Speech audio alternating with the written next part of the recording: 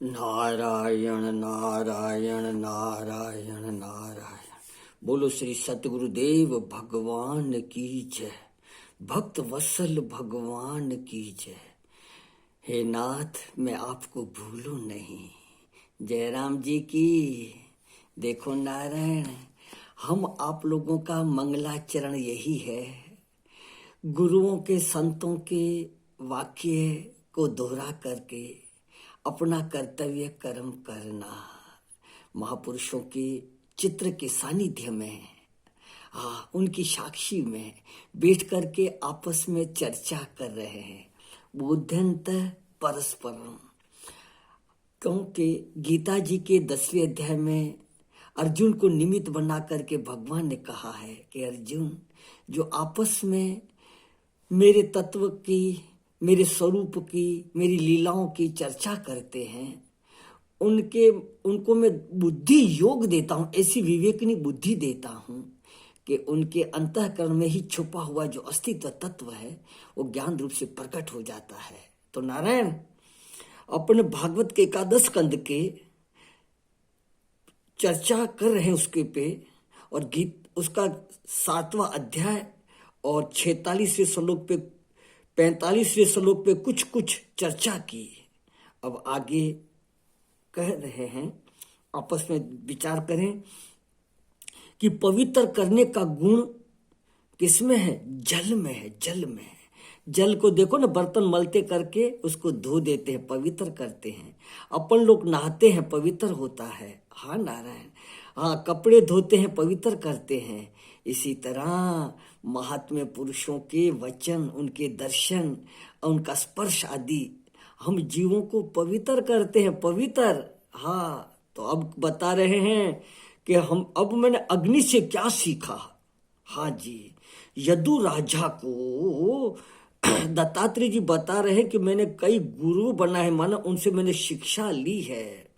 तो अब अग्नि से बता रहे हैं, जैसे अग्नि तेजस्वी होता है वैसे महात्मा भी तेजस्वी होते हैं नारायण, और जैसे अग्नि प्रज्वलित होता है वैसे महात्मा भी अपनी तपस्या से प्रदीप्त होते हैं। जैसे जो कुछ भी आग में डाल दो सो भस्म हो जाता है, ऐसे ही महात्मा सब कुछ खाता है लेकिन उसका मन वश में है। हाँ, वो उसके लोलुप्त नहीं होता। हाँ, उसका मन वश में है। जैसे अग्नि किसी का मल स्वीकार नहीं करता, आग में मैल नहीं लगती। अगर आग में विष्ठा भी डाल दी जाए तो वह उसको भस्म कर देगा और विष्ठा उसमें लगेगा नहीं। इसी प्रकार नारायण, सृष्टि की कोई भी वस्तु महात्मा का स्पर्श नहीं कर सकती, क्योंकि महात्मा उस अस्तित्व से एक है नारायण, एक है। वो अपने को वही कहते हैं ना, अलख पुरुष की आरसी, साधु का ही देह, लखा जो चाहे अलख में तो उन्हीं में लख ले। क्योंकि उनके साथ अस्तित्व में एक है। देखो नारायण, घाट वाले बाबा से कहते, बाबा आपका गुरु कौन है? तो बाबा कहते, मैं नुगरा हूँ। नुगरा? बोलो बाबा नुगरा? बोले ब्रह्म का कोई गुरु है?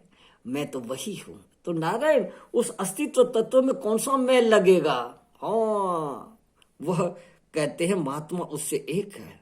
तो देखो नारायण, जैसे आग कहीं छुपी रहती है और कहीं जाहिर रहती है, और कहीं लोग उसमें हवन करते हैं, अग्नि की उपासना करते हैं, इसी प्रकार महात्मा भी कहीं प्रकट होकर रहते हैं और कहीं कहीं छिपकर रहते हैं, और कहीं ऐसे ढंग से रहते हैं कि अपना कल्याण चाहने वाले लोग उसकी उपासना करें।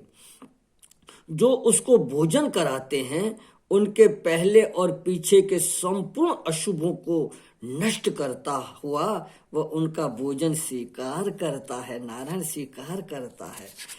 तो नारायण कहते हैं, बोले कि भाई की महात्मा का रंग क्या? गोरा की काला, व मोटा की दुबला? तो बताते हैं कि जैसे अग्नि जिस लकड़ी में रहती है तो लकड़ी का छोटापन और बड़ापन ही अग्नि का छोटा बड़ापन होता है, माने वही वही अग्नि का स्वरूप होता है। इसी प्रकार आत्मा परमात्मा की माया से यह जो सत असत लक्षण संसार बना हुआ है, इसमें यह प्रविष्ट है। तो महात्मा का स्वरूप क्या है? बोले कि जिस शरीर में वह घुसा हुआ है वही उसका स्वरूप लोगों को दिख रहा है, जिसमें प्रविष्ट है उसी रूप में वह भास रहा है। तो उसका अपना स्वरूप कोई नहीं, उपाधि के स्वरूप से ही वह रूपवान भासता है। जैसे लकड़ी लंबी होने से आग भी लंबी मालूम पड़े और गोल हो तो आग गोल मालूम पड़े, इसी प्रकार नारायण मायाकृत जो उपाधि है उसी के कारण उसमें उच्चता और नीचता भासती है।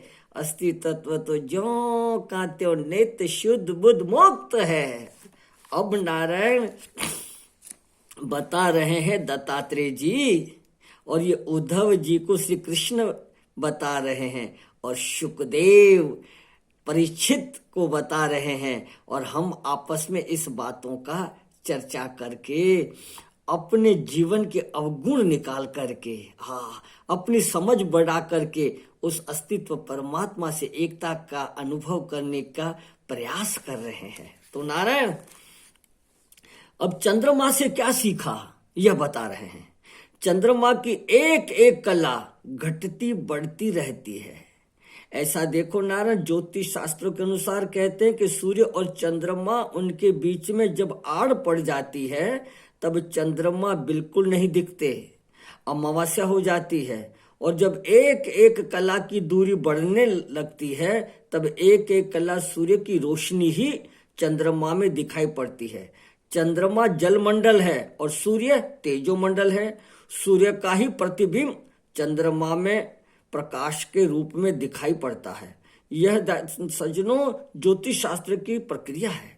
तो नारायण चंद्रमा तो ज्यों के त्यों रहते हैं, न तो उसकी कोई कला बढ़ती है और न घटती है, लेकिन समय के अनुसार अव्यक्त आत्मना जो काल है उसके अनुसार यह कहा जाता है कि अब चंद्रमा की कला बढ़ गई और अब घट गई। इसी प्रकार देखो सज्जनों, जो ये शरीर है ना, इसमें जन्म होता है और फिर बढ़ना घटना मृत्यु आदि भी होती है। तो जन्म से लेकर मृत्यु पर्यंत जितनी क्रिया है वह शरीर में होती है, शुद्ध चेतन अस्तित्व आत्मा में नहीं होती है।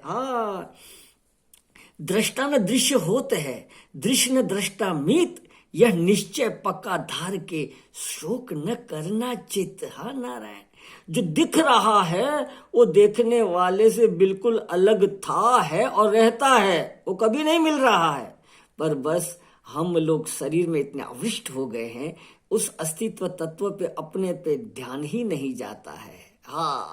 देखो उस उच्च कोटि की बात अस्तित्व को समझाने के लिए महापुरुषों ने, व्यास जी ने ग्रंथ में यह रचना युक्ति से लिखी है। युक्ति से हम उस अस्तित्व तत्व को कैसे पहचानें। अब देखो नारायण फिर अग्नि की एक फिर से बता रहे हैं कि देखो परीक्षित, शुकदेव जी कह रहे परीक्षित देखो, दत्तात्रेय जी ने राजा को कहा कि जैसे हर समय जलते दिए की लौ नई नई पैदा होती है और पुरानी पुरानी नष्ट होती जाती है, लगता है कि वही लौ अग्नि की है, लेकिन नहीं, एक ही लौ नहीं रहती, परंतु पता नहीं चलता और देखने में लगता है कि वही का वही है। तो जैसे आग की लपट के बारे में ये बात होती है, वैसे ही नदी के धार में समान जो काल चल रहा है, नदी के धार के समान जो समय चल रहा है, इसमें हमारे शरीर का भी जन्म और मरण हर समय होता रहता है। ऐसा भी सज्जनों कहते हैं कि 7 वर्ष के भीतर मनुष्य के शरीर में एक कण भी पुराना नहीं रहता, सबका सब बदल जाता है। तो धीरे धीरे बदल रहा है, लेकिन आदमी कहता है कि मैं वही हूं। तो नारायण आग से मैंने यह शिक्षा ली कि शरीर में जो सूक्ष्म परिवर्तन होता है उनका पता नहीं चलता। जो बच्चा था सो कुमार अवस्था आ गई, कुमार से जवान हुआ और जवान था वह अधेड़ हो गया और अधेड़ से बुढ़ा हो गया तथा अंत में शरीर मर गया। देखो नारायण हमने तो बहुत देखा, ग्रंथों में पढ़ा और निरीक्षण भी किया कि हमारे परमार्थ निकेतन में बड़ा पेड़ है आम का। उसमें पहले बोर लगते हैं सफेद सफेद। फिर उसमें से पहले धीरे धीरे, नारायण क्या बतावे, सरसों के दाने जैसा वो फल लगता है। और धीरे धीरे धीरे नारायण एक चने जैसा, मटर जैसा, आलू टमाटे जैसा, और नारायण कब इतना बड़ा हो जाता है, हमने देखा एक हाथ में तो आएगा नहीं, इतना बड़ा आम हो जाता है। पर ये कब बड़ा मालूम नहीं पड़ता। कितनी भी दूरबीन लगा करके धीरे देखे पर वो बढ़ता है मालूम भी नहीं पड़ता। इसी तरह नारायण इस शरीर में कैसे परिवर्तन हो रहा है, आहा, फट फट फट फट फट परिवर्तन हो रहा है, मालूम ही नहीं पड़ रहा है। पर वो चेतन ज्यों का त्यों है।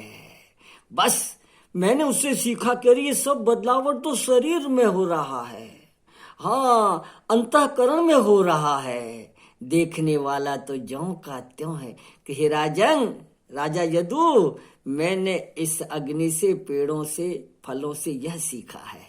देखो नारायण, सीखते रहें और अपना अलगव का अनुभव करते रहें। खाते पीते उठते बैठते अपना ध्यान रखने साधना पे।